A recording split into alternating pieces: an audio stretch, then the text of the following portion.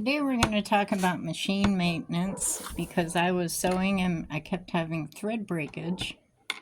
So I thought I would share with you what I do about it.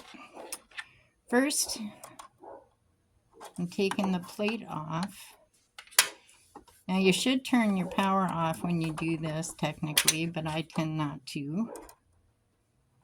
You just have these couple screws. Every machine's a little different, so you'll have to figure out yours. And put those screws where you can find them again, because they can get lost. But I sew quite a bit of free motion on this machine, so it tends to build up a lot of lint. I do this pretty often. So if you can see in here, I take an old paintbrush and I just kind of go like this, and all that lint is in here. We want to get that all cleaned up and try to get this machine able to. Now, I don't like the can of air because you have moisture in that, and you should not spray this with anything regarding moisture. Now, you can pop that out, and you see here we got more under that. So give it a good cleaning.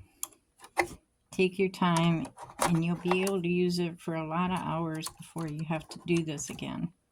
Some fabrics and threads shed more than others, so it really depends on what you've been working on, how bad it might be. I was working with some purple thread that seemed to shed more than my other colors. So we just pop that in, get wherever we can. And this machine does not recommend that I add oil.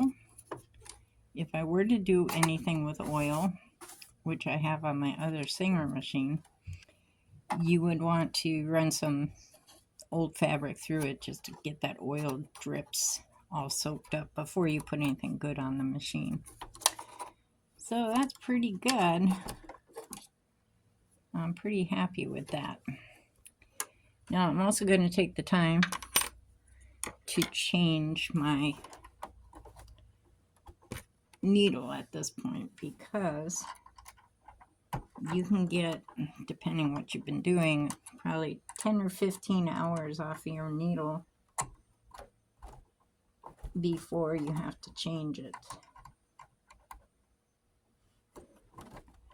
Now on my machine, the flat side, which most machines, the flat side will go in that direction. And we just take another needle. I'm using this Microtex needle from Schmetz. It's got a sharper point than a normal all-purpose needle. And for free motion, which is what I'm doing, it's the best one. So you get that good and tight, and make sure it's in there so when you're sewing it doesn't pop out. Also take your brush. I have a free motion foot on here. You can see the screw. It has a spring in it, and that too will collect some dust. So just give that a little brush, and you just put the whole thing together again. Let's slide that in there. Oops, excuse me, that was backwards. There we go. And it should sit real nice. Then you put in your plate again. And that fits real nice. And put the screws in.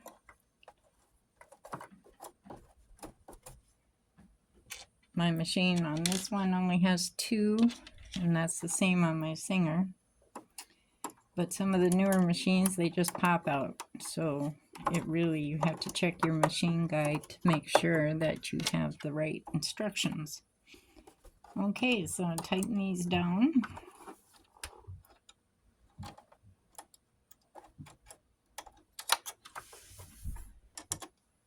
There.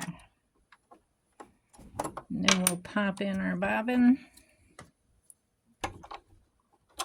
It's all ready for sewing.